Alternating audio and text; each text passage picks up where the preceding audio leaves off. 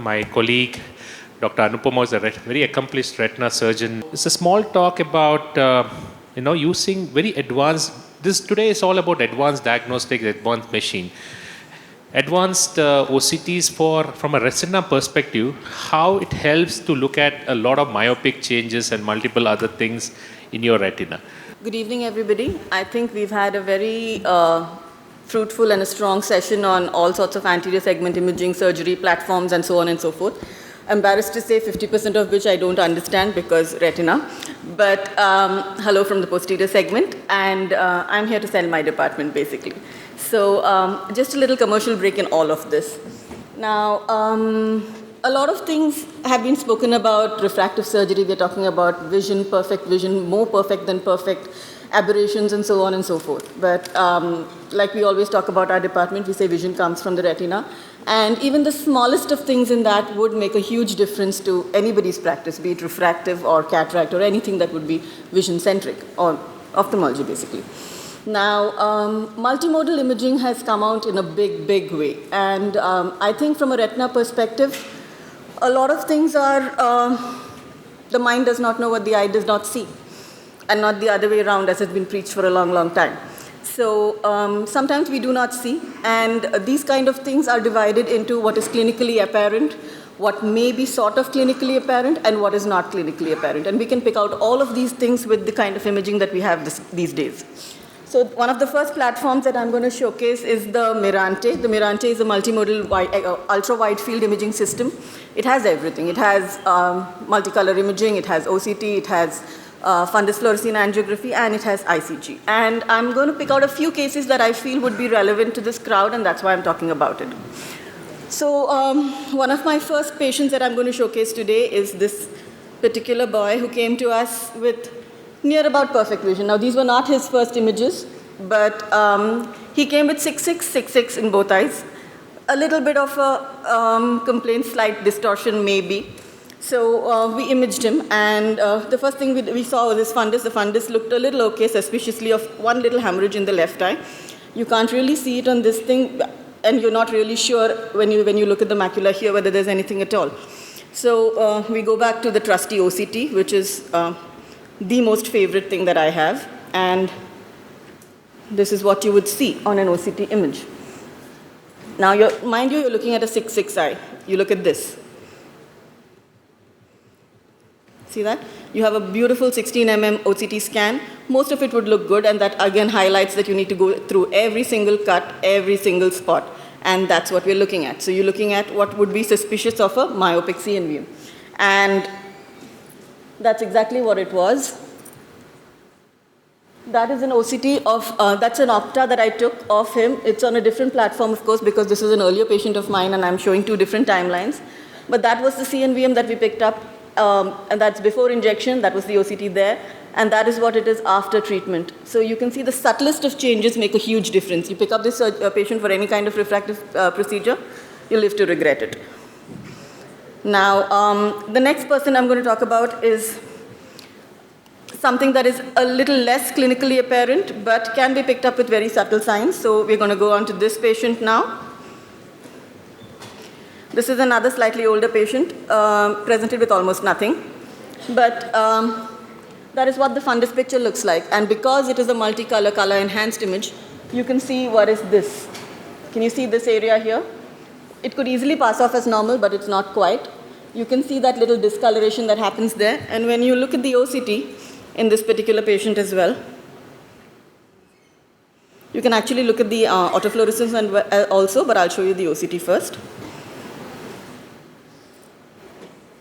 Again, a beautiful OCT image, and such subtle changes, so subtle. You cannot expect to see that clinically.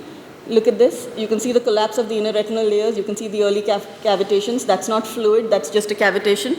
And that is what you would call early PFT. Now, this is, again, devastating for the patient because when you tell them about it, you say there's not much treatment. You give them antioxidants and send them home.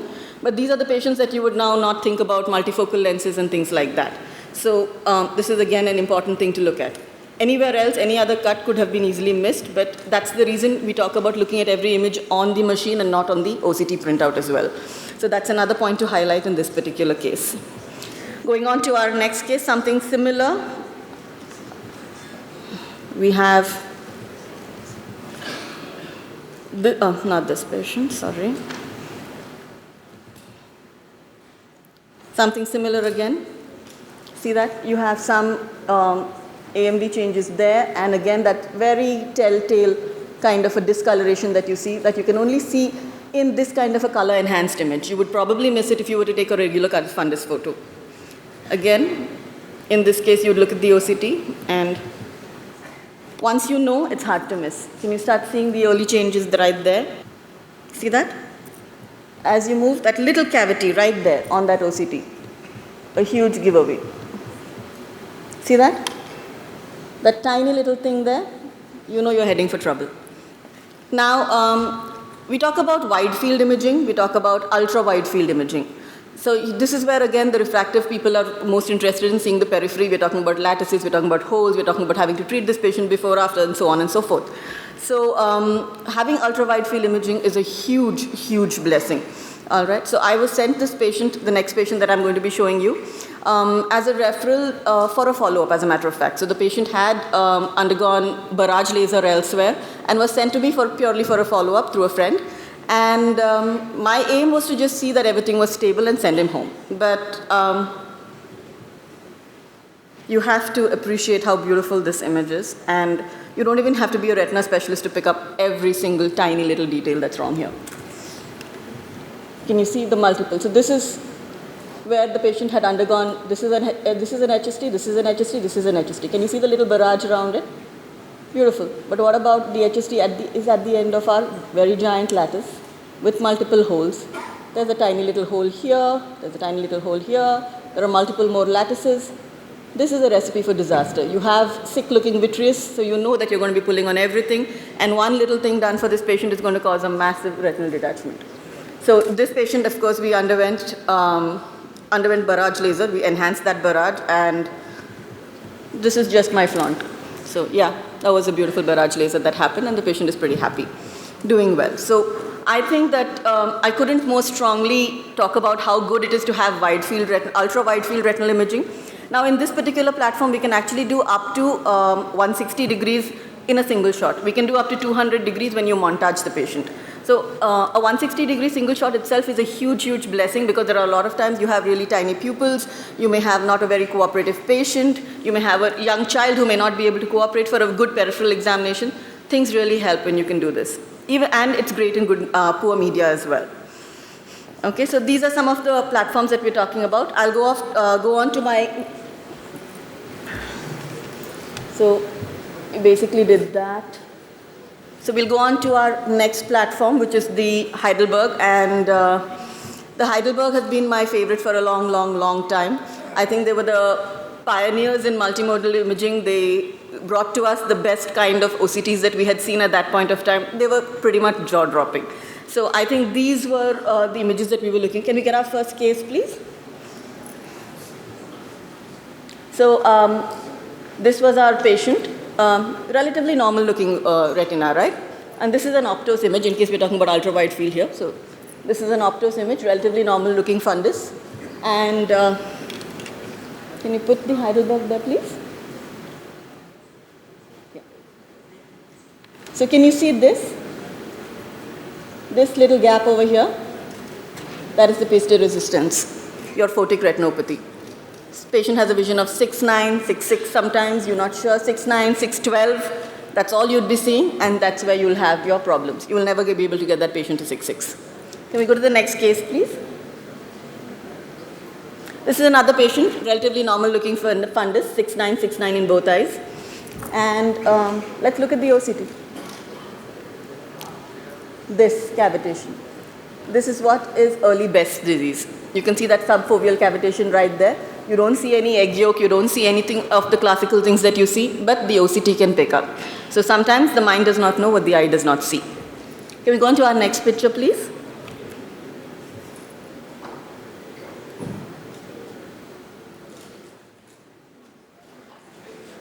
This is another one. Now here, some amount of ambiguity. You're seeing some amount of vessel attenuation. You are seeing some amount of pigmentary changes right here.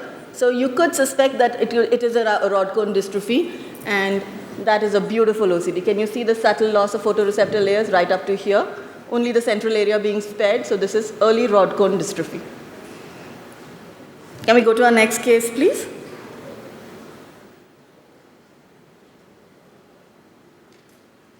Okay. Before we go on to the next, go to our next case. Now look at, go to the fundus photo, please, of this patient.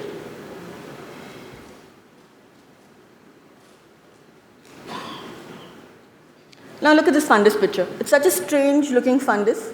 And basically because we're talking about strange looking fundus pictures where you're looking for something now, if you were to see it in a normal clinic, you may just skip past it actually. But there is no proper foveal dip, there's no fovea. These would present again with maybe 612, 618 vision, unexplained. If they have some kind of astigmatism, they may come out with other diagnosis for them, say keratoconus, anything at all. So you see a lot of patients with all sorts of diagnoses coming in with random things. Can you put in the OCT?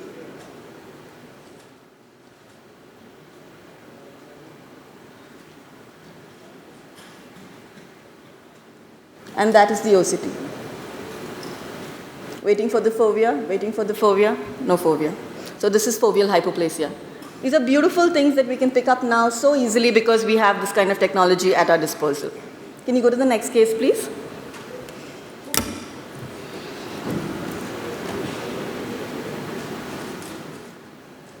So this patient presented to us in May, I think, of last year. That is a high myopic fundus. You can see the amount of foveoschisis. Now this is important because this kind of foveoschisis, though you can say that, so how do we normally write our fundus findings? We say tessellated fundus, myopic macular degeneration. How bad do we need to intervene? If it's not a retinal detachment, do we still operate? Yes, we do. Some of these patients do require care. So if you can see the next visit, which is in August,